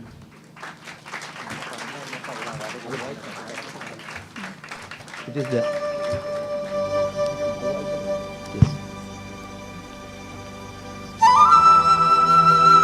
Thank you, sir. We are proud to give lifetime. Azad മോപ്പനെ എല്ലാവർക്കും അറിയായിരിക്കും. നമ്മുടെ Aster മെഡിസിറ്റിയുടെ the soul CMD and my good friend also. He was actually he was working in Calicut Medical for a long time, and after that he started the Gulfil പോയിട്ട് ദുബായിൽ he started his own hospital, which has now it is open to everyone, the level of Aster Medicity, including a medical college. Thank you. Dr. Babu Matthew, we are proud to give you Lifetime Achievement Award, sir. He did his BDS in 1960. Please. Babu Matthew sir, 1960 batch BDS. I think that is the first batch of BDS. And he is also very active in the social. He is in the preventive oncology. A lot of camps. I don't think anyone has crossed that mark.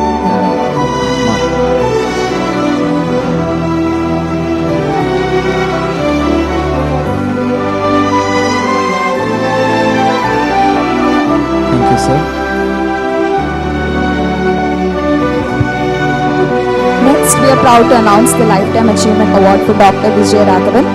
He graduated from Trivandrum Medical College in 1964, took MD in General Medicine in 1969, took doctorate in Cardiology in 1973, Vice Chairman and Founder Director, Kerala Institute of Medical Sciences, Trivandrum.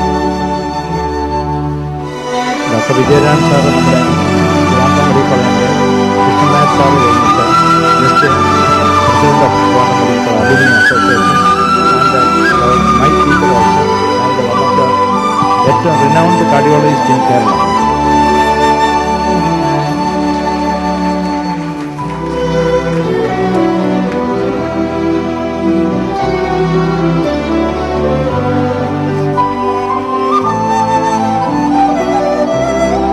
Next, the Lifetime Achievement Award for Dr. Shahidullah, MD FRCP, Founder, Chairman and Managing Director of King's Healthcare Management Limited, President of Trivandrum Medical College Alumni Association, CYI, National Steering Committee member. Sir, please. Already പറഞ്ഞു കഴിഞ്ഞു. സാറായിരുന്നു president of Trivandrum medical college alumni association. Even though KIMS ഉണ്ടെങ്കിൽ പോലും ഇപ്പോഴും ഏറ്റവും കൂടുതൽ alumni അസോസിയേഷനെയും മെഡിക്കൽ കോളേജിനെയും സപ്പോർട്ട് ചെയ്യുന്ന So we are extremely thankful, sir.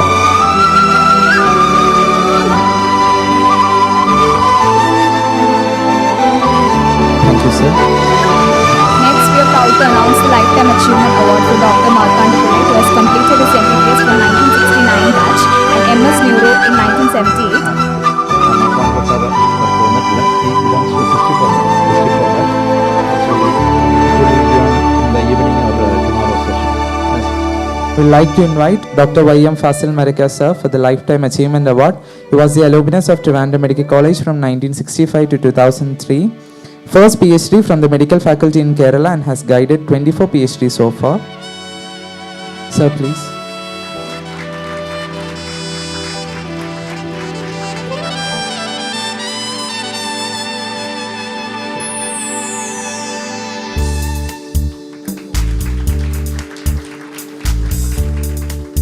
Thank you, sir. Next, we are proud to announce the Lifetime Fazil Marikar sir നമ്മുടെ സർജറി പ്രൊഫസർ എന്ന one achievement is he has done probably really ഒരു എന്താണ് മെഡിക്കൽ റിസർച്ച് ആൻഡ് ജെന്യുവിൻ രീതിയിൽ Trivandrum medical college start ചെയ്ത long time ചെയ്ത ഒരു വ്യക്തിയാണ് അദ്ദേഹം. His studies on urinary calculus, ഞാനും അതിൻ്റെയൊക്കെ പാർട്ടായിട്ടുണ്ട്. I was also a patient of him with ureteric calculus. So thank you, sir. And right now, he is a principal of Mount Zion Medical College in Nadu. Thank you. Thank you, sir.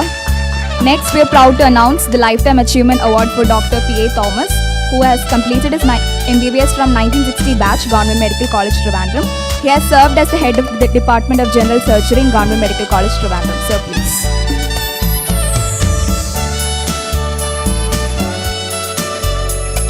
P.A. Thomas sir, എല്ലാവർക്കും അറിയാം, പാറ്റ് junior പാറ്റ് എന്ന് പറയും. We had another P.A. Thomas sir, plastic surgery. Sir was one of the boldest surgeon I have ever seen.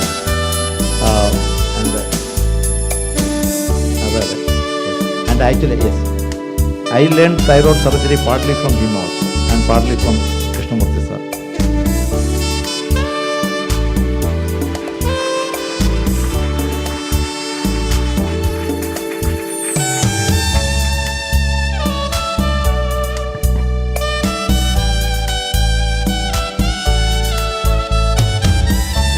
Thank you, sir.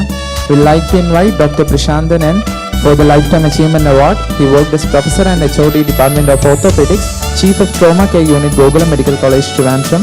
At present, Senior Consultant Orthopedician, Lord's Hospital, Trivandrum. Sir, please. Prashantan sir, I think this is not the way of introducing him. He was the state volleyball team captain when I studied in Toronto, Marvianis College. And he also represented the Kerala National University team also. He was in the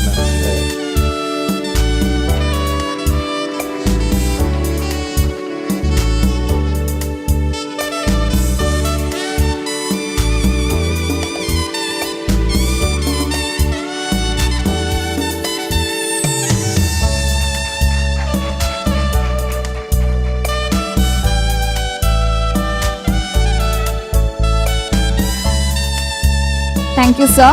Next, we are proud to announce the Lifetime Achievement Award for Dr. M.K.C. Nair, who is the founder of Child Development Center, Trivandrum.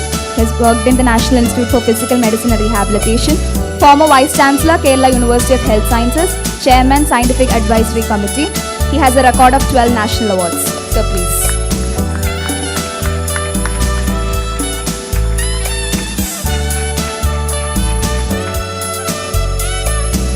Thank you, sir. നമ്മുടെ MKC Nair is actually, he was always with the Alumni Association. He is the chairman of the scientific committee, and also we started a foundation in memory of our beloved Dr. M.R.S. Menon Research Foundation, and he is the chairman of that foundation also. Adhyamala, Vinod Menon is here, one of the governing body member of and other. We are extremely thankful for his contribution. Actually, CDCയുടെ ഉപജ്ഞാതാവും ഇവിടെ നമ്മുടെ child development centre. That is the greatest contribution to this campus, and we are extremely honored and to know that for his contribution as well as for his joining this alumni association as the chairman of the scientific committee and the chairman of the MRS Foundation. Thank you. Thank you, sir. I invite Dr. Salil Kumar for the Lifetime Achievement Award, 1970 MBBS batch from GMC Trivandrum, worked as Vice Principal and retired as Principal, Government Medical College Trivandrum. Sir, please. Dr. Salil Kumar, 1970 batch, he was principal here. Right now he is the principal of the SUT Medical College, and he is one of the state president of the END Association in the past, my own classmate. Thank you, sir. Next, we are proud to announce the Lifetime Achievement Award for Dr. Kuchtri Seema Thomas, who has served as the Deputy Director, Nursing Education, Directorate of Medical Education, Trivandrum. She has an experience of 29 years in BSc Nursing and MSc Nursing. Ma'am, please. She is representing the first batch of BSc Nursing. It started in 1972, and maybe a few more later, but she was very, very active in coordinating their batch meetings and supporting the Alumni Association of Trivandrum. Thank you.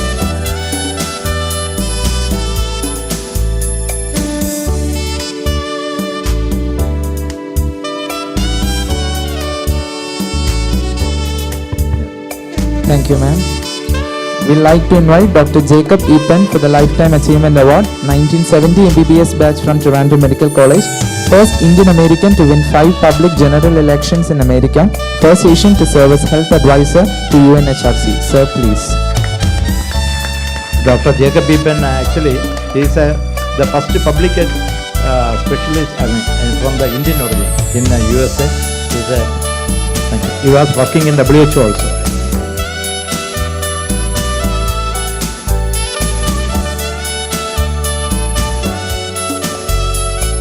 Thank you, sir. Dr. Jacob Epen in the classmate on 1970 batch, and he has come all the way from USA for this particular and every alumni association meeting he will be here. And another person is Dr. Krishna Prasad.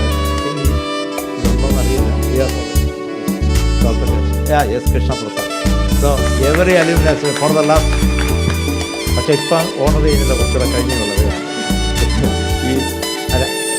actually I want to say a few words about the Krishna Prasad. For the last 15 years he is providing 40 scholarships of 10,000 each to the MBBS 40 scholarships.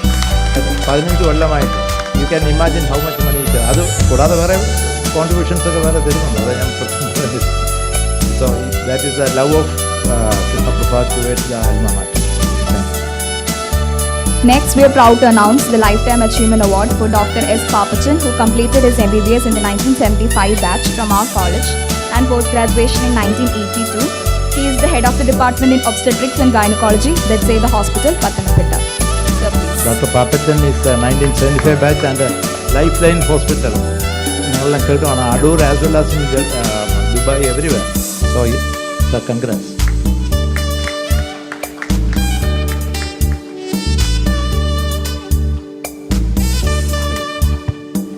Thank you, sir.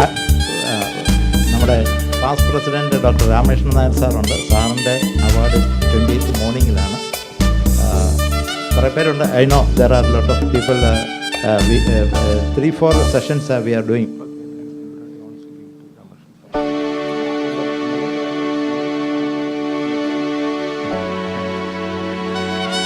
And I think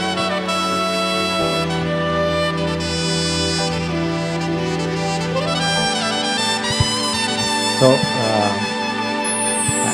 because we have a award ceremony in the evening, tomorrow evening also we have award ceremony, and day after tomorrow.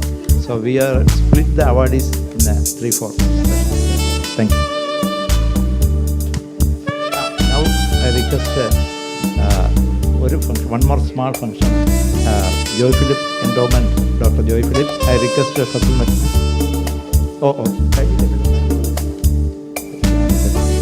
Sorry, Dr. Jodhindra Kumar is there. It is ready. Next, we are proud to announce the Distinguished Alumni Award for Dr. K. Jodhindra Kumar, who is an orthodontist, distinguished teacher, researcher and administrator.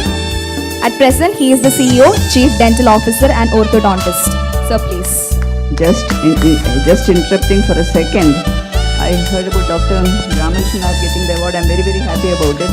It is his father, Keshavan Nair, who who drew up the ground plan for the medical college before the World War.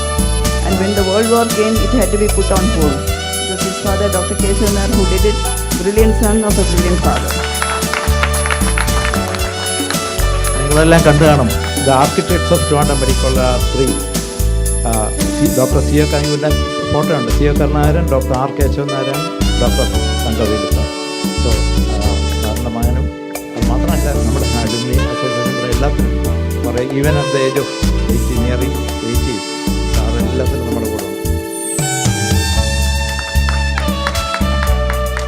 Dr. Jodhindra Kumar was principal of Dental College here, as well as joined DME also. So thank you, Jodhindra Kumar. Now I request for the Distinguished Alumni Award, I invite Dr. Arun B. Nair sir, 1966 MBBS batch from Trivandrum Medical College, did MD Psychiatry from Kozhikode Medical College, and the author of 18 books. Sir, please. Arun, 66.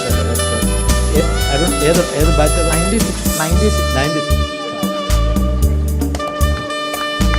And Arun, പറയേണ്ട കാര്യമില്ല. Everyone has seen him in the media and TV and everything. ഏറ്റവും psychiatry doctor ജോണിനെ പോലെ, CJ എൻ്റെ ക്ലാസ്സിൽ CJ ജോണിനെ പോലെ തന്നെ ഏറ്റവും കൂടുതൽ സൈക്കാട്രിയിൽ cooperate public education. So this award is for the social service you doing through the social media.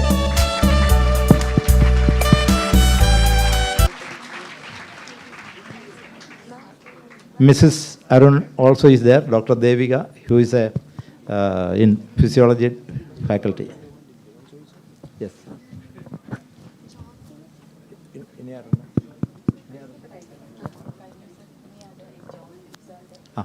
I request Fasil Marikar sir to say a few words and then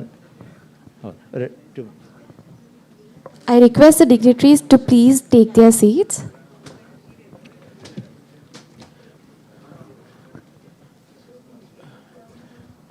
Honorable, respected Ashwati Thirumal Thamburati, Mr. Jayakumar, my senior colleague M.V. Pillai, and my own students,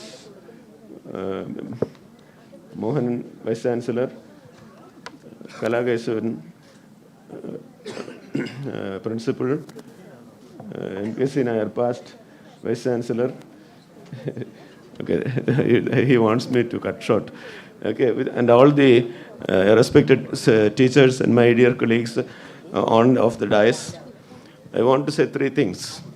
One, people ask me how I have achieved this lifetime award. I've been here for 57 years as an alumni here. The first day I came here, this is this hall. So I have grown through this institution. Individually speaking, how I could do it, I will have to publicly acknowledge that it was just because of my wife who has been looking after me in all the aspects of my personal matters, where I did not need to spend a time. And of course, today morning session was telling the workaholic doctor, the most important deficiency or a failure is the family life. My wife has proved it otherwise. Particularly during the last 4 years of my fight with cancer, every day, every hour, every minute, every second, she is looking after me. And I don't think any wife in this environment could look after a husband the way she is looking after me.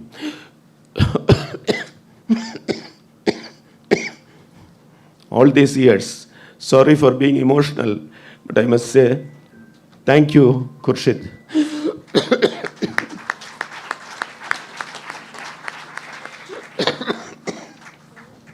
My second job is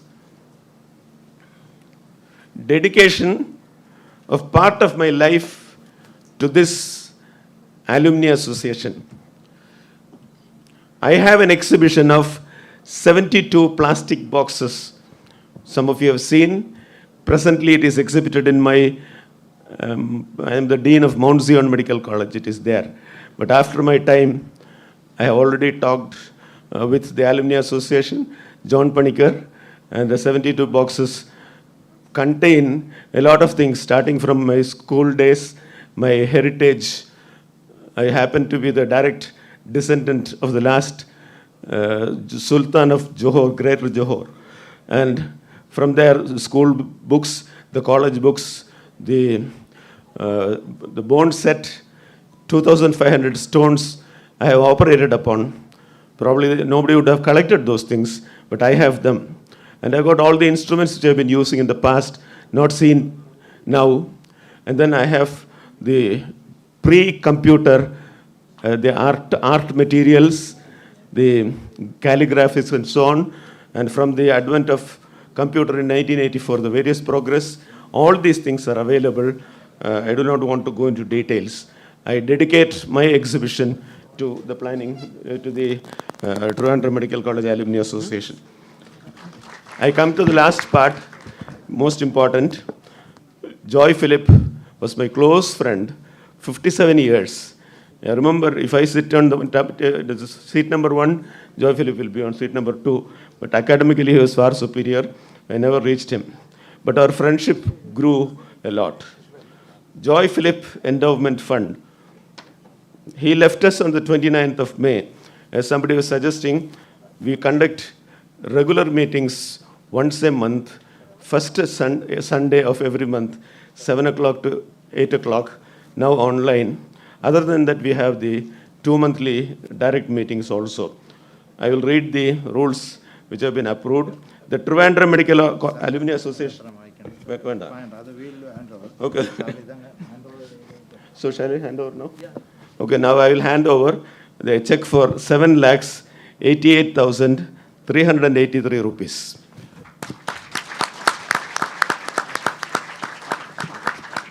ഈ തുക മുഴുവൻ സാറിൻ്റെ ഒറ്റ എഫേർട്ടിലാണ്, but contribution from the batch അതിലാണ് വന്നിരിക്കുന്നത്. We are അത് സാറിനെ ജോയ് ഫിലിപ്പ് സാറിൻ്റെ മെമ്മോറിയലായിട്ട് we are giving this endowment to the best MBBS student as well as to the best medicine PG student.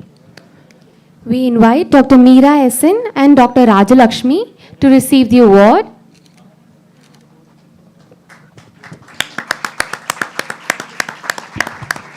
I request Dr. Girija. Dr. Girija, please come to the stage. Dr. Girija, please come to the stage. Yeah. Meera Essen will be receiving the PG award and Dr. Rajalakshmi will be receiving the MBBS award.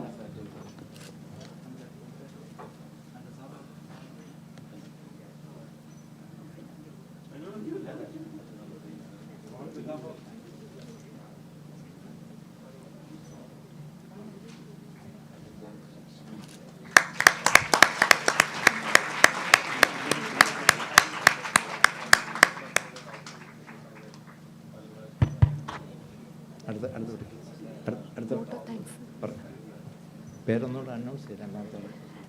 This is Dr. Rajalakshmi receiving the MBBS award.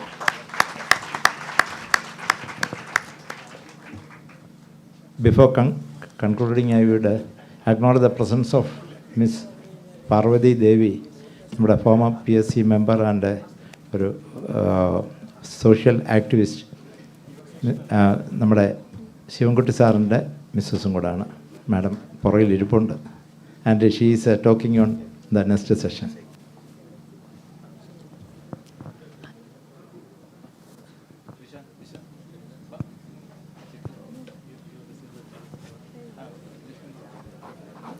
We'll conclude this session with a vote of thanks.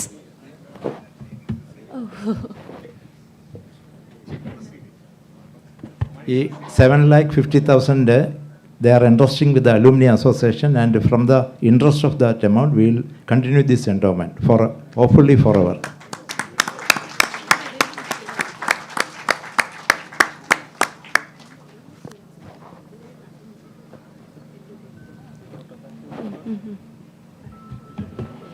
Thank you all. We will conclude this session with a vote of thanks. We call upon Dr. Kavita Ravi, Additional Professor of Pathology, Government Medical College, Trivandrum, and Vice President of Alumni Association, to conclude with the vote of thanks. Honorable Princess Ashwati Tirunal Gauri Lakshmi Bai, our guest of honor, Honorable VC of Kuhas, Dr. Mohanan Sir, our Principal Dr. Kala Keshavan Madam, and all the dignitaries on the dais, off the dais, and my dear friends. With such an auspicious start, I'm sure our Platinum Jubilee Convention is going to be a resounding success. I know we are 30 minutes past schedule, so I'll be having a brief vote of thanks. I am immensely privileged to propose a vote of thanks to one and all. Our Honorable Princess Gauri Lakshmi Bai Tamburati has graced the occasion with her honorable presence, and indeed her speech was a peep into the history. We all have been inspired by your speech, ma'am. Thank you very much. Our VC has been with us throughout the planning and the execution of this function, because Kuhas is also a part of the organizing committee of the Trivandrum Medical College Platinum Jubilee Convention. Thank you very much, sir, for all your support, guidance, and your presence today. Our principal, Kala Madam, she is a host for today's function. I thank her too for all the support. And in fact, for want of time, let me conclude my speech expressing my heartfelt gratitude to each one of you present here, because it's difficult to name as I see a galaxy of distinguished alumni in the audience, all being doyens of the medical profession. So thank you. Thank you to all the invited guests once again, to the distinguished alumni, to the faculty, to the young doctors, and all the medicos present here. Thank you.